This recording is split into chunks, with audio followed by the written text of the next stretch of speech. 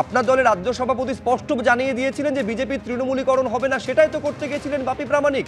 তার জন্য আপনার দলের নেতা তৃণমূলের সঙ্গে হাত মিলিয়ে তাকে পৃথিবী থেকে সরিয়ে দিয়েছে, এই তো অভিযোগ। অফিলিয়াদি, অভিযোগ আছে, সেটা সবাই আমরা দেখছি। অবশ্যই আমাদের নেতৃত্বদের সেই দৃষ্টি রয়েছে। আর এটা নিয়ে ভাবিত হওয়ার মতন বিষয় একটাই, যে যারা এই অপকর্ম করাচ্ছে, সত্যি করে যে মানুষ আজ তৃণমূলের অত্যাচারে ঘর ছাড়া, সেই মানুষকে যদি আজ কুপিয়ে খুন করা হয় এবং সেখানে যদি কোনো রকম কারো যদি মদত থাকে, তাদের উপযুক্ত শাস্তি অনিবার্য। আর যাদের বাড়িতে এরকম একটা ঘটনা ঘটে গেছে, সত্যি মর্মান্তিক ঘটনা, তারা চাইতেই পারেন, সিবিআই চাইতে পারেন, পুলিশের উপরে ভরসা না থাকতে পারে, মানসিক পরিস্থিতি আমরাও উপলব্ধি করছি তাদের। আর স্বয়ং মুখ্যমন্ত্রী অবশ্যই তাদের পাশে থাকবে, নিরাশ হওয়ার কিছু নেই, তাদের পাশে সবাই থাকবে। এই ঘটনা যা ঘটেছে সত্যি অভাবনীয়, ভাবা যায় না এরকম একটা ঘটনা যে ঘটে গেল আমাদের চোখের সামনে, এটা আমরা নিতে পারছি না, সত্যিই নেওয়া যাচ্ছে না। যারা করেছে বা যাদের মদতে করেছে, আমি এটাই বলবো, প্রত্যেকের উপযুক্ত শাস্তি হবেই। সে বিষয়ে আপনারা প্রত্যেকে নিশ্চিন্ত থাকতে পারেন। তাদের পরিবারের সকলকে সমবেদনা জানিয়ে এটাই আমি বলবো। না, আমি এখানে দেবনারায়ণ সরকারের কাছে আসবো। দেখুন, বিজেপি যখন বিরোধী আসনে ছিল তখন এই অভিযোগটা বারে বারে আসতো যে শাসক দল তৃণমূল কংগ্রেস একের পর এক একেবারে রাজনৈতিক প্রতিহিংসা থেকে বিরোধীকে নির্মূল করার জন্য বিজেপি কর্মীদের হত্যা করেছে বলে অভিযোগ সামনে আসতো। পালা বদলের পর তৃণমূল ক্ষমতাচ্যুত হয়েছে, কিন্তু এক্ষেত্রেও সেই একই অভিযোগ তৃণমূল কংগ্রেসের বিরুদ্ধে, যে তৃণমূল কংগ্রেস এই একের পর এক তৃণমূল কংগ্রেস কর্মী তারা এই খুনের ঘটনায় যুক্ত। যে চারজনকে গ্রেফতার করা হয়েছে দেবনারায়ণ দা, এদের মধ্যে অনিল নাইয়া, কৃষ্ণ মণ্ডল তৃণমূল কংগ্রেসের বলে জানাচ্ছে পুলিশ। মানে ক্ষমতা চলে গিয়েছে, কিন্তু সেই বেপরোয়া মনোভাব এখনো তৃণমূল কংগ্রেসের একই রয়েছে। ক্ষমতায় রয়েছে কিন্তু বিজেপি কর্মী হয়েছে, তৃণমূল হোক, এরাই এই বিজেপি কর্মী। আজকে পুলিশের পরে ভরসা নেই। ওই যে বলে না নৈবেদ্য, স্বার্থে স্বার্থে বেঁধেছে সংগ্রাম, লোভে লোভে ঘটেছে সংগ্রাম, প্রলয় মন্থন ক্ষোভে।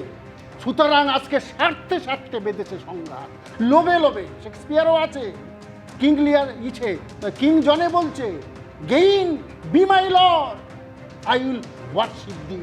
লো, আমি তোমাকে পুজো করব, তুমি আমার প্রভু, আমি তোমাকে পুজো করব। আমি স্বার্থ চাই, আমি লোভ চাই। এই একই দিন হলোর পরে 100 দিনের বেশি হয়ে গেল। সেই লোভ বিজেপির উপর থেকে, যিনি সভাপতি, বারবার বলছেন কোনো কিছু হচ্ছে না, সব স্বার্থে স্বার্থে বেঁধেছে সংগ্রাম। আগে আমি এবং সেই স্বার্থে যারা বাধা সৃষ্টি করছেন তাকে পৃথিবী থেকে সরিয়ে দিচ্ছেন। পুলিশের পরে ভরসা করছেন না। উনি বলছেন উনি সিবিআই চান। কোথায় হচ্ছে না? বারুইপুর, আনন্দপুর, এন্টালি, আরামবাগ, তারকেশ্বর, আজকে কি হচ্ছে, কি দেখছি? এই কি চেয়েছিল? হ্যাঁ, তৃণমূল খারাপ, খুব খারাপ, চলে গেছে, ঠিকই আছে। চলে যাওয়ার পরেও ছবিটা বদলায়নি। চলে যখন ছিল তখনও তৃণমূলের বিরুদ্ধে হত্যার অভিযোগ ছিল, এখনো তৃণমূলের বিরুদ্ধে খুনে জড়িত থাকার অভিযোগ। তৃণমূল না, তৃণমূল করেছে তার জন্যই, এবং বিজেপির লোকই তো। মোটা তো মূল কথা বিজেপি তৃণমূলকরণ, যে কথা আজকে প্রত্যেকেই বলছে। হ্যাঁ, যে বিজেপি তৃণমূলকরণের তৃণমূল হোক, এই ভোটারই তো সব। বেশ, আমি এখানে শীর্ষেন্দু সিনহা রায়ের কাছে আসবো।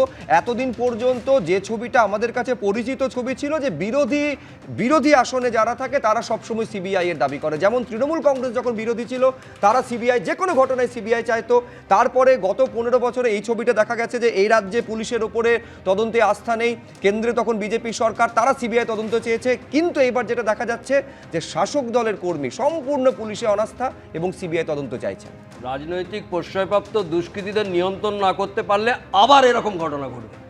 আজকে দুষ্কৃতীদের নিয়ন্ত্রণ করতে হবে নতুন সরকারকে, তবেই তো ভয় আউট, ভরসা ইন। এখানে তৃণমূলই করুক আর বিজেপি করুক, একজন মানুষ মারা গেছে, সে কোন দলের সেটা আগে না। মানুষ এরকম খুনোখুনি হবেন কেন?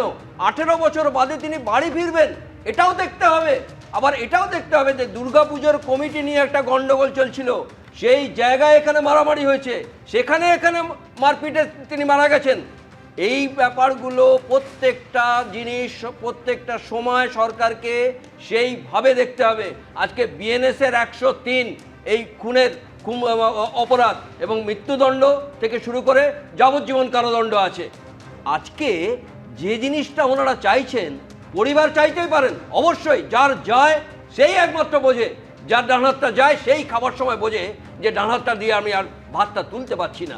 তার পরিবারের লোকজন গেছেন, তিনি সিবিআই চাইবেন কি সিআইডি চাইবেন সেটা সরকার দেখবেন, অবশ্যই মুখ্যমন্ত্রী দেখবেন।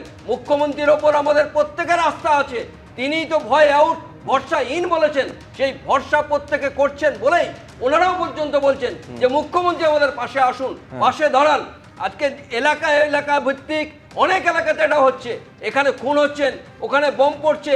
এইটার জন্যেই তো আমরা নতুন সরকারকে, প্রত্যেকে নতুন সরকার নিয়ে এসছেন।